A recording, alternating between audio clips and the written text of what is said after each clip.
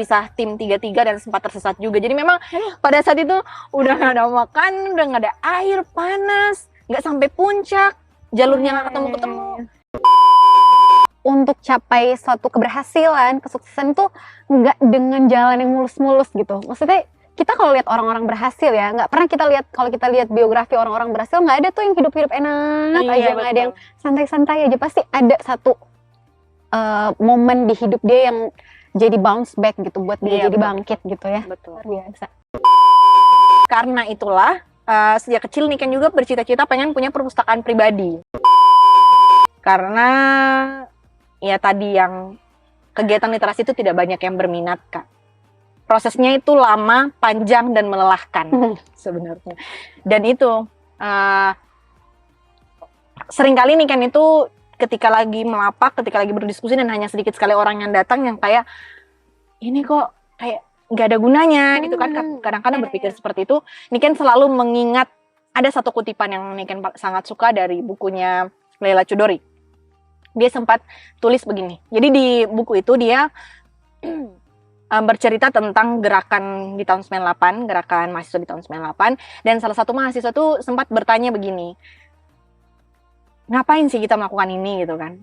Apakah akan ada dampaknya? Ya. Apakah berguna? Padahal ini hal kecil loh. Ya. Tapi dijawablah sama salah satu kawannya. Ya mungkin yang kita lakukan ini hanya batu sandungan kecil, hanya kerikil kecil, hanya hal-hal yang kecil, hanya hal-hal yang mungkin tidak terlihat di mata beberapa orang besar, hal-hal yang mungkin hanya sepele di mata beberapa orang, tapi kita tetap bergerak gitu. Kita tetap diam. Kita tidak diam. Dan itu yang penting. Kita tidak diam. Nah, yang selalu Niken tekankan ke diri adalah Niken melihat banyak orang yang kekurangan literasi di Gorontalo, banyak masyarakat yang kekurangan bacaan, banyak teman-teman yang masih kurang rasa empatinya karena kurang bacaan, banyak teman-teman yang masih kurang rasa kasih sayang kepada sesama manusia, kurang kemampuan memanusiakan manusia lain itu karena mereka kurang berdiskusi, mereka kurang bacaan, mereka kurang literatur dan lain sebagainya. Dan itulah yang Sampul Belakang lakukan gitu loh. Itulah yang Sampul Belakang pengen lakukan, bahwa gerakan kecil ini tuh bisa memberikan dampak meski kecil, yang penting kita tidak diam. Yang penting kita tetap bergerak walaupun kecil. Kayak semut, ambil satu hal dari ujung sana ke ujung sini kan lama kan, tapi kan mereka tidak diam. Akhirnya mereka sampai juga gitu kan. Nah itu yang selalu Niken tekankan, walaupun berdarah-darah, walaupun pada saat itu sempat clash dengan banyak orang, walaupun sempat dibilang sok cari perhatian deh gitu kan, kayak di Gorontalo kan gitu. Ada juga ya, ada orang-orang yang kayak kan Niken nih waktu itu sangat menggebu-gebu, Kak.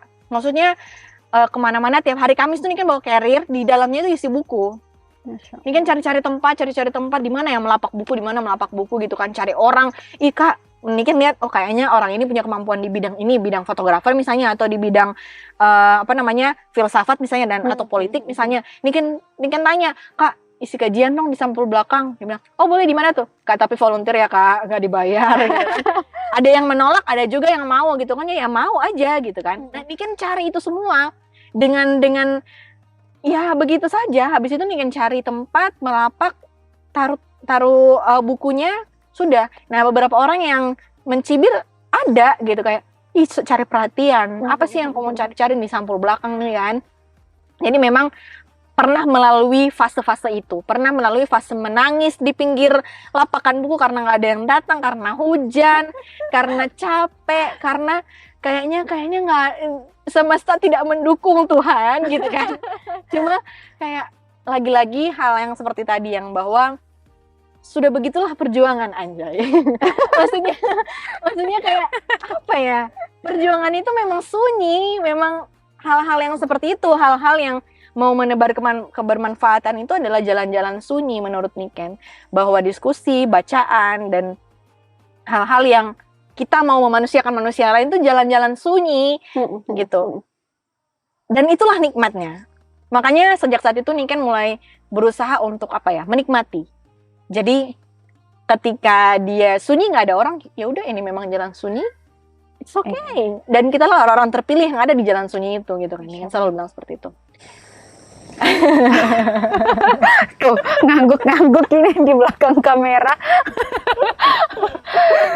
Kayak kasih seminar motivasi ya ini ya. Masya Allah. Gimana, Man? Oke, nggak salah, nggak salah. Seru-seru. Apa namanya? Kan aku udah bingung nih mau nanya apa tadi. Ya Allah, astagfirullahaladzim. Oke, jadi sekarang ke Kelana Nusantara. Iya, Kelana Nusantara. Oke, kalau Kelana Nusantara Sebenarnya ini, daerahnya. aduh jatuh bangunnya juga, jatuh bangun aku. Ini Niken tuh, jadi Niken nih aktif Instagram nih Kak. Nah, jadi Niken tuh selalu membagi kegiatan-kegiatan Niken tuh di Instagram, bahkan tiap pendakian itu pasti ada cerita pendakian. Nah, banyak sekali DM yang masuk Kak. Yang ada yang bikin terharu, ada yang bikin malas, ada yang bikin dan lain sebagainya, itu banyak. Jadi beragam gitu kan. Nah, beberapa yang Niken tangkap itu banyak orang yang iri Kak. Oh, Yang kayak bilang begini ya, Kak Niken, aku pengen banget berada di posisimu ya Allah, hidupmu menyenangkan sekali ya Kak, bisa indah kemana-mana. sekali. Atau misalnya, Kak Niken seru sekali ya hidupmu, kayak nggak ada beban, kayak kamu tuh bisa kemana-mana dan lain sebagainya, happy banget dan lain sebagainya. Dan Niken tuh kadang-kadang baca komentar-komentar yang kayak gitu, kayak menarik napas dalam. Kayak Niken bilang, kalian nggak tahu aja ya apa sudah aku lalui di belakang gitu kan. Jadi, mana ya? Ada salah satu cerita. Niken bekerja ya Kak. Niken tuh bekerja. Jadi Niken kebetulan jurnalis. Nah, tapi Niken nggak harus masuk kantor nih. Ceritanya itu bisa kerja remote dari mana aja, selama ada jaringan. Jadi setiap bulan tentu saja ada gaji kan yang masuk kan. Jadi memang dalam perjalanan itu Niken nggak pernah hitung budgeting secara utuh yang kayak harus 80 juta untuk. Nah, itu nggak seperti itu. Jadi Niken budgetingnya per bulan. Jadi per bulan untuk bulan ini gimana. Nah, mendaki gunung itu mahal. Jadi jangan sangka masuk hutan itu nggak bayar. Jadi masuk hutan itu bayar juga, apalagi mau menyulitkan diri di gunung juga tetap bayar juga. Nah, ada beberapa gunung yang mahal. Bisa kasih ini aku nggak ada bayangan ya. Range harga kira-kira masuk gunung tuh berapaan? Gunung paling mahal di Indonesia? Coba Kakak tebak. Coba main tebak-tebakan. 1 juta, 2 juta. Oke. Gunung paling mahal di Indonesia itu 50 juta rupiah. Kita bukan mau masuk wahana kolam renang ya, teman-teman. Gunung ini 50 juta rupiah. Itu gunung tertinggi di Indonesia. Gunung Kartens, Puncak Jaya Wijaya yang terletak di Papua. Itu gunung tertinggi Indonesia dan biayanya 50. Maaf aku potong, 50 itu per orang atau per kelompok atau per orang?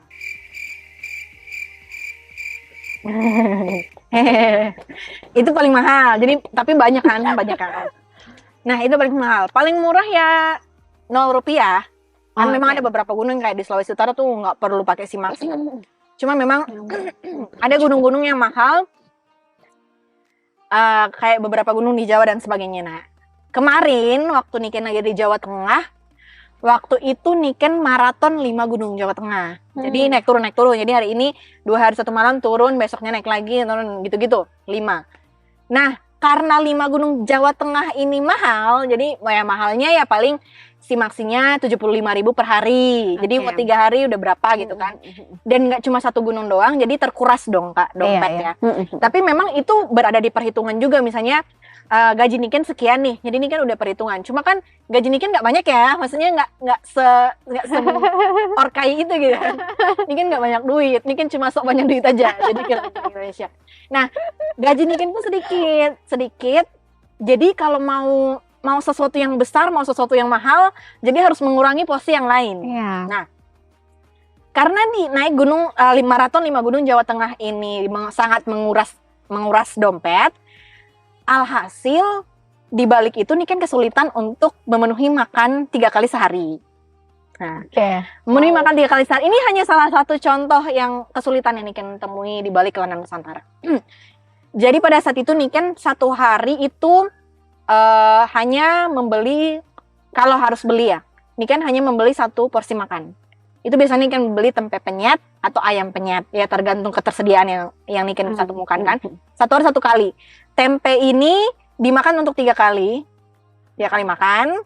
Jadi dibagi, jadi misalnya satu bungkus tempe penyet mungkin ada 10 tempe kecil-kecil kan. Jadi ya dibagi untuk 3 kali makan lah ya. Kalaupun ayam ya bagi 3 ayamnya gitu kan, untuk bisa memenuhi 1 hari makan. Nah, sementara nasinya biasanya Niken masak sendiri. Jadi bawa beras, jadi beli beras, masak sendiri pakai nesting itu. Itu salah satunya. Pernah juga kalau pas lagi sama teman-teman, biasanya kita kayak kemarin berempat jalan, kita beli nasi 2 bungkus untuk makan berempat. Gitu. Jadi memang ada hal-hal yang seperti itu di dalam perjalanan ke Lanao Nusantara. Bahkan paling mepet-mepetnya Niken pernah berada di posisi yang kayak kan kita kalau mampir ke Secret Mapala itu kan pasti disuguhkan makanan ya kan. Yeah. Jadi waktu itu memang udah bisa-bisa nih setelah naik beberapa gunung habis-habisan. Jadi uang di dompet itu tinggal 100-an ribu, dan itu waktu itu Niken masih sekitar setengah bulan harus bertahan. Oh my god. Jadi uang tinggal 100 ribu nih, gimana nih? Ya udah, habis itu akhirnya mampir dari Secret ke Secret hanya untuk minta makan. Astagfirullahaladzim, mohon maaf teman-teman. Sebenarnya itu tujuan Niken mampir ke Secret Mapala. Jadi di Secret Mapala kalau ada Niken tolak aja. Dia mau minta makan gitu. Tapi memang kayak ya Allah, semiskin itu, Masya Allah. Jadi kita mampir kan satu Secret, tapi kan nggak mungkin minta makan di situ terus kan. Jadi berpindah-pindah tiap hari untuk bisa dapat suguhan makanan. Jadi memang sulit teman-teman, sulit. Ke Lanao Nusantara itu tidak membahagiakan yang kawan-kawan lihat di Instagram Niken yang seru-seru, yang naik gunung cantik, naik tempat ini seru, tempat ini cantik dan sebagainya. Nggak seperti itu. Niken itu pernah bahkan nangis karena kelaparan gitu. Niken harus meminimalisasi budget seminimal mungkin untuk bisa naik gunung gitu loh. Mungkin untuk beberapa orang ya Kak bilang kayak, ngapain sih kamu meminimalisasi makan hanya untuk naik gunung gitu kan? Teman-teman, cita-cita kita berbeda. Ya mungkin Niken mau se-effort itu, mau seberjuang itu, walaupun Niken itu artinya harus mengurangi jatah makan, biar Niken bisa mencapai cita-cita Niken untuk menapaki 100 gunung. Karena kalau nggak gitu Niken nggak bisa capai itu gitu kan. Apalagi Niken punya target 1 bulan harus minimal 5 gunung gitu kan. Jadi memang itu yang membuat Niken harus kayak pintar-pintar untuk mengatur gaji yang tidak seberapa ini. Jadi kelihatan kaya, kelihatan kemana-mana itu hanya kelihatannya saja. Tapi itu tidak seperti itu teman-teman. Jadi kalau misalnya ada teman-teman yang bilang, Kak Niken membahagiakan sekali, Kak Niken seru sekali, Kak Niken nggak ada beban, no, saya justru banyak beban di balik itu. Karena selain soal finansial ya Kak, Niken kan kerja nih. Iya. Ya Allah, ini baru turun gunung. Niken pernah nih, baru turun gunung 13 jam. Jadi Niken waktu itu naik turun gunung dalam sehari tektok gitu. Langsung turun, gak nginep. 13 jam Kak. Sampai di bawah itu udah jam 1 malam. Turun di bawah cek kerjaan, itu banyak kerjaan numpuk. Akhirnya Niken gak tidur sampai subuh. Harus kerja dulu. Padahal badan remuk redam, ya Allah, capek, sakit kepala, lapar, dan lain sebagainya. Becek-becek itu tetap harus kerja dulu. Jadi teman-teman untuk merasakan sesuatu yang luar biasa, mendaki gunung-gunung yang bagus, pergi ke tempat-tempat yang asik, itu nggak semudah membalikkan telapak tangan gitu kan. Jadi memang Niken punya effort di balik itu, punya usaha yang nggak main-main, yang Niken sampai Niken tuh rela mengurangi jatah makan, rela mengurangi jatah tidur, rela mengurangi jatah istirahat untuk bisa mencapai itu. Jadi jangan lihat yang bagus-bagusnya, pikirkanlah bahwa segala sesuatu itu pasti punya perjuangan. Oke. Kapan Niken akan merasa oke, ini udah sampai ini udah selesai gitu, target aku atau goal aku udah capai? Kapan titik itu akan tiba? Kapan puas gitu? Niken belum tahu, karena ya mungkin Niken ada goals ya, 2 tahun perjalanan 100 gunung. Setelah 100 gunung, bikin goals baru lagi. Tapi entah goalsnya apa gitu kan, Niken kan belum tahu. Tapi Niken ada kepikiran. Jadi Niken itu banyak, ya mungkin hidup dengan banyak cita-cita itu sangat Kadang-kadang, melelahkan. iya. Jadi ini kan banyak cita-cita Kak. Nah, Sementara orang lain kayak, aduh cita-citaku apa ya? iya, ini kan banyak cita-cita kan. Jadi aduh melelahkan kan. Cuma ya memang seperti itu. Tapi satu persatu one by one. Jadi Niken itu insya Allah nih. Jadi kan goals pertama kan 2 tahun keliling Indonesia, 100 gunung. Setelah goals itu, Niken berencana untuk residensi, kayak menetap di satu daerah yang penuh sejarah dan mau menulis di sana. Niken berencana seperti itu. Karena memang jujur saja ada satu goals Niken yang terbengkalai karena perjalanan Kelana Nusantara ini. Karena memang waktu itu Niken memilih mana yang harus didahulukan gitu kan. Waktu itu goals Niken tiap tahun itu harus terbit minimal 1 buku. 2020, 2021 kesampaian. Jadi tiap 2 tahun itu ada buku yang terbit. Tapi setelah itu karena mulai sibuk di Kelana Nusantara, jadi Niken belum menerbitkan buku lagi sampai dengan saat ini. Ya mungkin insya Allah tahun ini ada, tapi akan niatnya kan tiap tahun kan. Nah jadi setelah 100 gunung, setelah 2 tahun ini insya Allah Niken pengennya residensi minimal 6 bulan di satu daerah. Yang Niken pikirkan adalah Banda Neira atau Pulau Buru, karena memang di sana penuh sejarah. Dan Niken pengen menulis di sana gitu. Niken pengen menulis soal perjalanan Kelana Nusantara yang akan dibalut insya Allah dengan terkait dengan sejarah. Niken pengen nulis fiksi sejarah. Jadi itu goal selanjutnya, insya Allah. Kita tunggu ya bukunya Niken Moko Ginta, jangan lupa. Sekarang kalau boleh tahu udah ada buku nggak yang dirilis? Ada. Ditulis? Oke, ada. Iya, Berapa jadi, buku? 2020 itu Niken terbit 1 buku puisi, buku antologi puisi, judulnya Sejumput Mimpi. Di mana kita bisa mendapatkan itu? Kalau Sejumput Mimpi itu, kalau Sejumput Mimpi itu udah nggak cetak lagi, masya Allah. Jadi nanti kalaupun banyak permintaan dari netizen. Kalau banyak permintaan ini bakalan ada PO lagi insya Allah. Untuk Al-Mumtaz. Al-Mumtaz insya Allah nanti akan dikirimkan. Al-Mumtaz. Insya Allah ya. Nanti kalau terbit lagi, nanti kalau ada cetakan lagi. Nah kalau buku yang kedua 2021 dia terbit. Dia novel fiksi. Judulnya Biarkan Aku Menulis Tentangmu Sekali Lagi. Itu masih tersedia di toko buku Akik, namanya buku Akik kalau kakak pernah dengar, yang di Yogyakarta, dia masih tersedia di sana insya Allah. Nggak tahu ya kalau sekarang udah habis atau gimana. Dan rencana tadi siang sebelum bertemu dengan kakak-kakak Al-Mumtaz, Niken itu habis menulis prakata, habis bikin template, habis masukin naskah baru ke penerbit. Insya Allah akan terbit bulan depan. Masya Allah. Amin. Itu tentang pendakian ke Gunung Rinjani. Ya, udah di-spill. Jadi nggak apa-apa. Jadi itu tentang pendakian Gunung Rinjani. Jadi insya Allah kalau misalnya teman-teman, ini sekalian promosi nggak apa-apa ya. Jadi kalau misalnya teman-teman mau nanti ikutan PO aja. Nah, insya Allah itu buku ketiga. Sebenarnya ada 3 buku lagi, tapi itu buku antologi bersama beberapa kawan lain. Jadi memang itu nggak bisa pakai nama Niken sendiri. Tapi kalau nama Niken sendiri alhamdulillah sekarang udah 2 on proses, insya Allah di penerbit 1, dan naskah-naskah lain masih sedang menunggu untuk diselesaikan. Karena Niken ini suka sekali menulis Kak. Saking sukanya banyak sekali ide kan di kepala ini, pengen nulis ini. Akhirnya di laptop itu banyak sekali naskah yang kadang belum selesai, udah lanjut udah ke naskah lain lagi. Saking banyaknya. Iya, saking pengen nulis ini itu, walaupun ya memang Niken juga masih belajar gitu kan. Beberapa kali juga kemarin kayak minta tolong teman untuk baca dong naskahku, kadang-kadang kayak Niken ini masih kurang ruhnya. Oke, saya kasih ruh siapa ya gitu.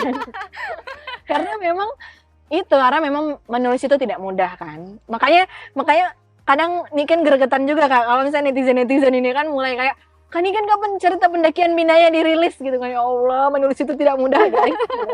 Karena menulis beberapa, kan kalau cerita pendakian misalnya kan ini kan di story Instagram ya. 10 story aja itu menulisnya bisa hampir 1 jam gitu loh. Karena memang ya ini kan gak mau asal-asalan menyuguhkan cerita gitu kan. Jadi memang harus benar-benar terstruktur dengan baik. Jadi ya mohon bersabar, ini ujian. Ngomong-ngomong kalau kita pengen PO nih bisa, barangkali ada yang nonton kan nanti bisa dihubungi kemana, Instagram atau apa? Iya. Instagram nanti Kalau kita PO masukin di sini. Kalau PO nanti kalau PO nanti ke Instagram Niken DM ya, nanti via DM. Ya, insya Allah bukunya akan tersedia di situ. Insya Allah bulan Februari atau paling lambat Maret akan terbit Insya Allah, amin ya Allah. Ya, bantu doakan luar biasa. biasa. Semangat berkarya dan apa ya, ini kan spirit dan energinya tuh full banget itu. Tapi habis itu sampai rumah, energi saya, Habis. energi saya habis. Oh, masih ada juga ya sempat kayak Iya. aku kira ini kan selalu 100%. Masya Allah. Niken, Iya. sudah begitu banyak di lingkungan aku nih, pasti sudah banyak sekali berkaca dengan ceritanya Niken, dan aduh, pengalaman hidup saya sangat minim Masya sekali. Allah. Perempuan berkarya, beraktivitas banyak, kemudian mendaki gunung dan lain-lain. Kebanyakan, meskipun balik lagi ya, tidak semua, banyak kok. Banyak orang yang berpikir menjadi perempuan itu banyak batasan-batasannya. Betul. Duh, perempuan nggak boleh gini.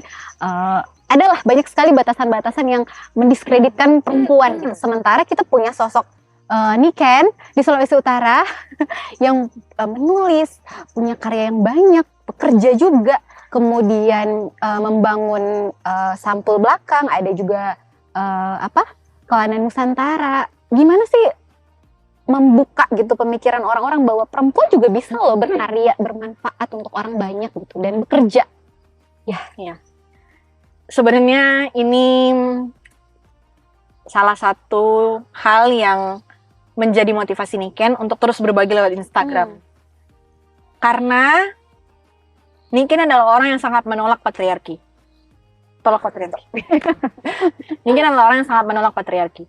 Bahwa perbedaan perempuan dan laki-laki itu hanya dari segi biologisnya. Hal-hal yang lain semua diberikan kesempatan yang sama Allah untuk kita bisa berkarya dengan porsi yang sama, bekerja dengan porsi yang sama, dan lain sebagainya. Mungkin secara biologis memang berbeda, tapi yang lain itu semuanya sama.